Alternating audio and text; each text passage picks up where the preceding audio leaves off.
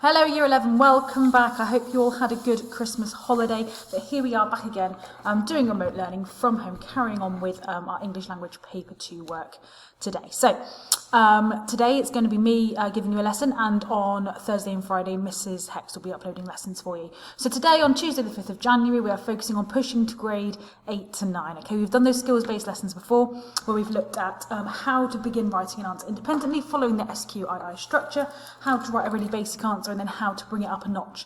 We're now going to look at pushing it even further, aiming to hit those top marks in our work. Before we do begin though, I just wanted to get us back in the frame of mind of paper 2 and the different things that is involved. So I do have a retrieval quiz for you on the board, all right, that I'd like you to have a go at. Number 1, how many questions are there in paper 2? Number 2, what will question 1 ask you to do? Number 3, what will question 2 ask you to do? Number 4, what will question 3 ask you to do? And number 5, what will question 4 ask you to do? Again, just to get us back in that mind frame ready to work today. So if you could please pause the video for just a moment, have a go at those questions, write them down somewhere, and then we'll pick up again in just a moment.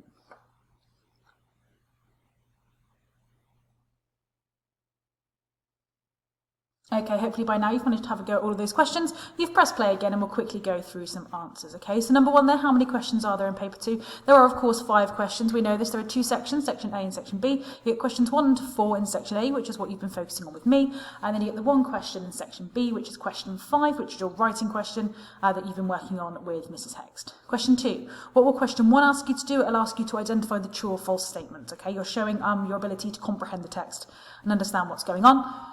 Question 3, what will question 2 ask you to do? Question 2 will ask you to write a summary of the differences between the 2 texts, okay? The 2 different sources that you've been given. Question 4, what will question 3 ask you to do? You'll be asked to look at the writer's use of language to describe something.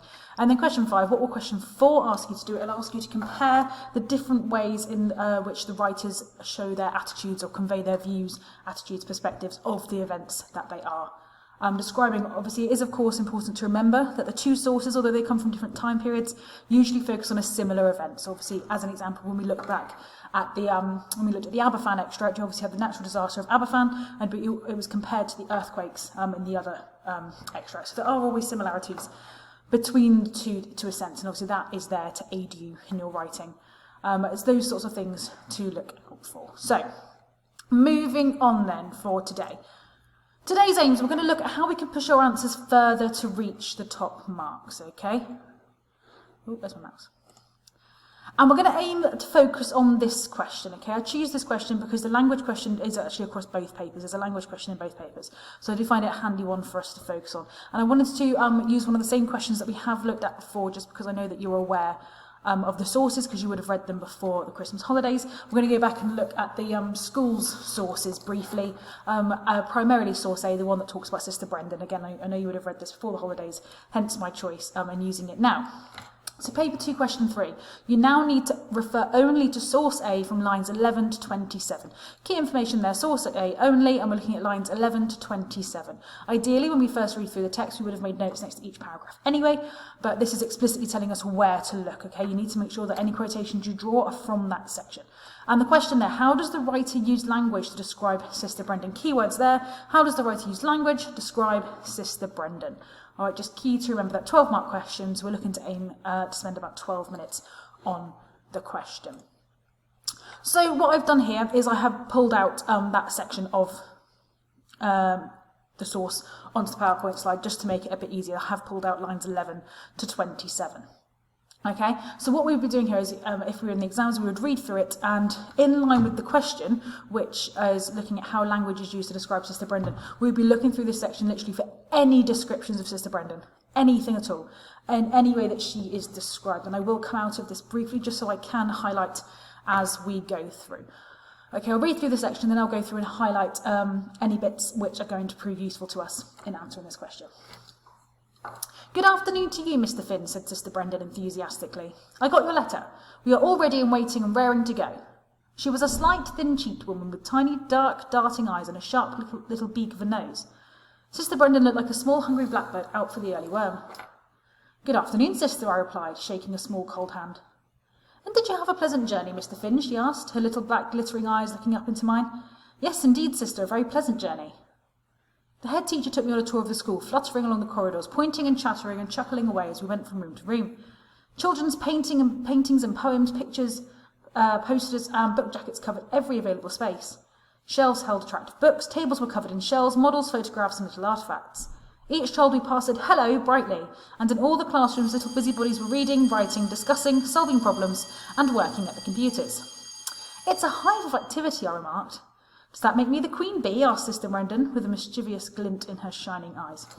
So again, first things first, looking back at that question, how does the writer use language to describe Sister Brendan? So I'm looking for anything that links to Sister Brendan in this section. Okay, so it said Sister Brendan enthusiastically, I got your letter, we were already in waiting room to go. She was a slight, thin-cheeked woman with tiny, dark, darting eyes and a sharp little beak of a nose. Very good description of Sister Brendan there, so I'm going to highlight that. And then it says Sister Brendan looked like a small hungry blackbird out for the early worm. Once again, another description, wonderful. Highlight it. Good afternoon, Sister, I replied, shaking a small cold hand. I'm going to assume that that's Sister Brendan's hand he's talking about there, so I'm going to highlight that as well. And did you have a pleasant journey, Mr. Finn? She asked, her little black glittering eyes looking up into mine. Highlight that as well, because again, we're talking about descriptions. Yes, indeed, Sister, a very pleasant journey. The head teacher took me on a tour of the school, fluttering along the corridor. So in this instance, we know the head teacher is Sister Brendan, okay? And we know that she's fluttering down the corridors, pointing and chattering and chuckling away as they go from room to room, okay? These are actions she's doing. We're still describing Sister Brendan here.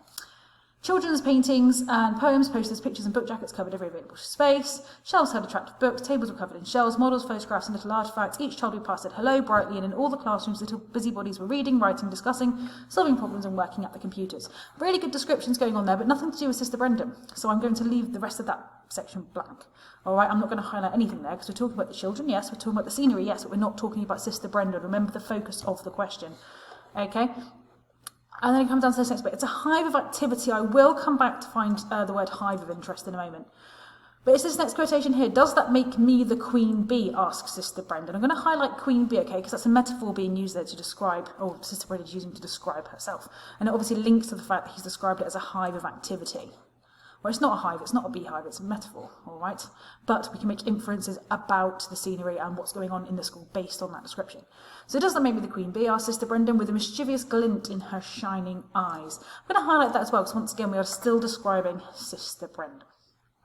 One of the interesting things about the quotes that we've picked here is they all do kind of link together. So you've got this depiction of her as this blackbird, all right, with these tiny glittering eyes, okay? And she does act almost bird-like, she's fluttering and chattering and chuckling.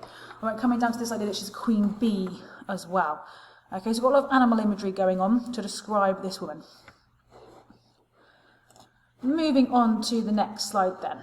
We'll come back to our quotations in just a moment. So, when it comes to this question, these are the marks that we are looking at, okay? In order to achieve 7 to 9 marks, you need to show that you have a clear understanding of the writer's use of language. Again, we are focusing solely on language. And once again, as always with the next... not quite the top level of marks, but the next one down, it always refers to you having a clear understanding, showing that you have a clear understanding of what's going on. You need to explain clearly the effects of the writer's choice of language, selecting a range of relevant textual detail, make clear and accurate use of subject terminology, and then pushing for the 10 to 12 marks, which is what we're going to aim to do today. We're going to analyse the effects of the writer's choices of language, select a judicious range of textual detail, and your aim is to make sophisticated and accurate use of subject terminology. Okay, so you've got the difference there between it being a clear understanding of language down to ensuring that you are analysing it, you're being judicious in your choice of textual detail, and it moves to that more sophisticated level, okay? You're not just saying this is this and this is why, you're pushing it that bit further, you're showing that really precise understanding you have of what is going on. As we know, a good way to think about how you can earn your marks might be the following, okay? Following on from that what, how, why structure that we've looked at previously, we have, of course, gotten used to using the statement, quotation, inference structure, okay? Always remember to stretch out the inference. That's why I give you 2 opportunities to do it. You could see the following also as a way to earn your marks in this question, okay? 3 paragraphs, each following the SQII structure. All right, for this question, it's a 12-mark answer. There are 12 things on the board. As I have said before, simply including 12 sentences that try and do these things may not necessarily warrant you a top answer or a top mark. For this question, it is also about how you do it. But if you aim to follow this structure, you are more likely to be pushing for those higher marks.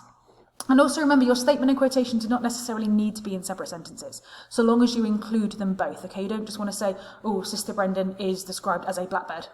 Okay, I mean, you could do, but you're not going to earn as many marks if you go, ooh, Sister Brendan is described as this, this and that, and this is shown when the writer puts blah, blah, blah. All right, just showing that you have that ability to make that inference within that statement. And as I said before, stretch out the inference. You might make an inference from both the whole quote as well as one word from it, or you could decide to make more than one inference on the same thing, okay, but always aiming to push it a little bit further. Especially in this question, you're analysing language. They want you to focus in on the language. And we are going to start with the basic in this writing. So with this task, we will complete 3 drafts of an answer for this question. I'll start off by doing one of the basic answers that we looked at before, or by looking at the basic writing skills, just beginning to write. Okay, so again, one of the skills we really need to work on is ensuring that you guys can just begin writing, look at the question, find your evidence, and just be able to go. All right, but then we will also, in our second draft, look at bringing it up to the level we looked at last time. By including certain things to make our writing more clear, to show that we do have that clear understanding, with that aim of meeting that sort of 7 to 9 mark criteria. And then after that, we're going to do a third draft, which is where we look at including some other things in our work that allow us to be aiming for those top mark answers. We'll be following the same structure, the same SQIR structure, using the same quotation points, but it's all going to be about how we write that is going to help us in this instance. So I'm going to stop this video just here, all right, because I will need to start a fresh video ready to do the writing task. But before I do, just as another note, again, we are looking at independent writing to be promoted here. Again, it's you guys having the skills to just be able to begin, okay? Because obviously in the exam, you're not going to have me there giving you sentence starters and whatnot. You need to have that ability to just begin. But one way to think about our paragraphs is the following. Okay, so statement. We need to answer the question and outline what you will argue in the paragraph. So again, in this instance, we're looking at how language is used to describe Sister Brendan. All right, so every paragraph should start something along the lines of Sister Brendan is described as da-da-da. All right, so you're finding an answer. With your quotation, you're including relevant evidence to back up your point. Ensure you choose your evidence wisely. Okay, you need to be able to talk about it. And we've looked before at certain sources where there's been so much evidence we could choose from, but it's picking the stuff that is the best. And then we go on to make the 2 inferences. Okay, we make an inference about the chosen quotation, link it to connotations, and stretch it out as much as possible. And then we repeat the above with our second inference. Okay, I will actually stop the video now, and I will start a fresh one for the writing task because I am out of time on this one. So please make sure you do stop here and refer to the next video to carry on with the rest of the task.